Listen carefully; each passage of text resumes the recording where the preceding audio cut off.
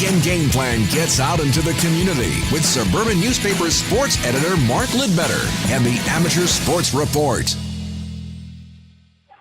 Hey, Mark, how you doing? Good. Greetings from Point Claire's Bob Burney Arena, where their annual Bantam Midget Tournament is presently underway. Oh, that sounds like fun. Yeah. All right. Well, enjoy. Take care. We'll see you next week. Mark Lidbetter, sports editor of The Suburban, sports at thesuburban.com, by the way, if you want to get in touch for this weekly segment or for a note or an item or something of interest in the newspaper. Mark, let's get right to it here. GSP in your report, huh? Yeah. Each year, George St. Pierre and the GSP Foundation, in partnership with the FAAQ, provide support to student athletes who practice disciplines that St. Pierre uses in his combat training. So 7 recipients from the fields of boxing, fencing, artistic gymnastics, judo, karate, Olympic wrestling, and taekwondo were each handed a $2,000 bursary check by St. Pierre himself last week during the 6th edition of the program. And 4 of the 7 hail from Montreal. Boxer Jed Cavaz of Montreal North, who is the junior Canadian champion in the 60-kilo class. Cotenay NDG's Nolan O'Rourke, who's a freestyle wrestler and was a gold medalist at the Sassari City Mateo Pelicone Memorial in the cadet division.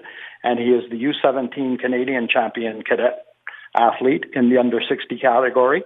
Igor Velichicho, an artistic gymnast from Saint Laurent, who, while was unable to perform to full capacity last season due to an injury, he's currently in secondary 4 in the sports etude program at École Saint-Anne-Exupéry, where he's maintaining an 82% average. And rounding it out was Andrew Wee of Ahuntsic Cartreeville, whose sport is fencing in the saber discipline, and he's a Canadian cadet champion and was a silver medalist at the Canada Cup East event in the senior division.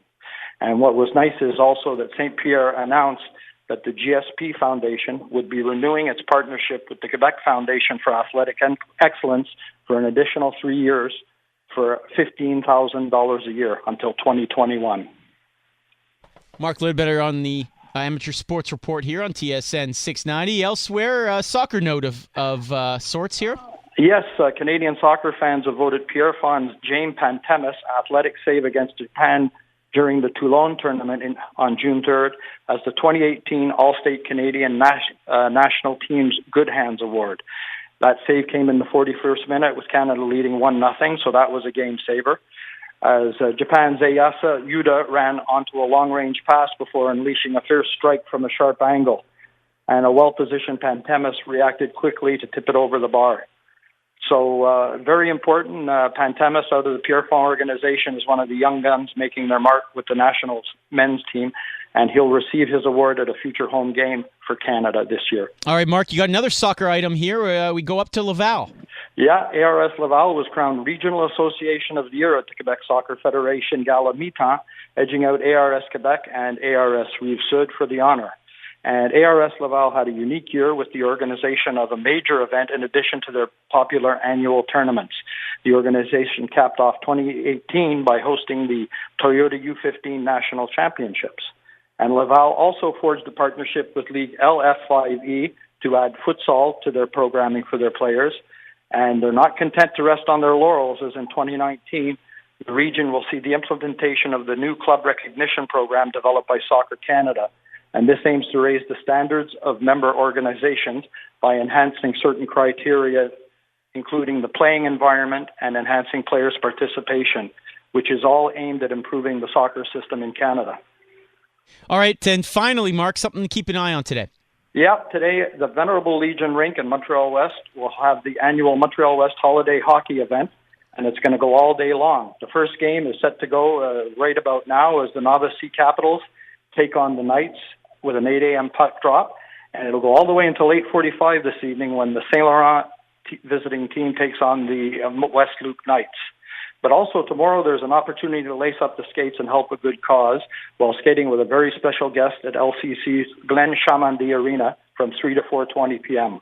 Montreal's oldest charity, the Montreal Diet Dispensary, which was founded in 1879 and is Quebec's leader in social nutrition for pregnant women in difficult circumstances. And each Christmas, MDD collects donations of food, clothing, and toys for the less fortunate. But tomorrow, Sandy Milroy's company, CHM Communication, will host their annual Bring Some Joy, Give a Toy Skate with Santa to help the cause. So drop by LCC, drop off a toy or money, which goes to buy toys, and bring the kiddies for a skate with Old St. Nick. All right. And if all else fails, find Mark. He's always a jolly fellow and always someone willing to say hi. Unless my Packers fire their head coach. Oh, well, it couldn't have gotten worse anyway, Mark. sports@thesuburban.com is the email address if you want to get in touch with Mark for this weekly segment or for the weekly newspaper. Mark, thank you as always. My pleasure. Off to the ice now. All right. Ciao. All right, there you go. Put your helmet on. It's Weekend Game Plan on TSN 690. Your Sports Center with John Still is next. On the other side, Habs Breakfast. We talk about the lineup and a clue from Claude Julien as to why Nicolas Deslauriers remains in the lineup.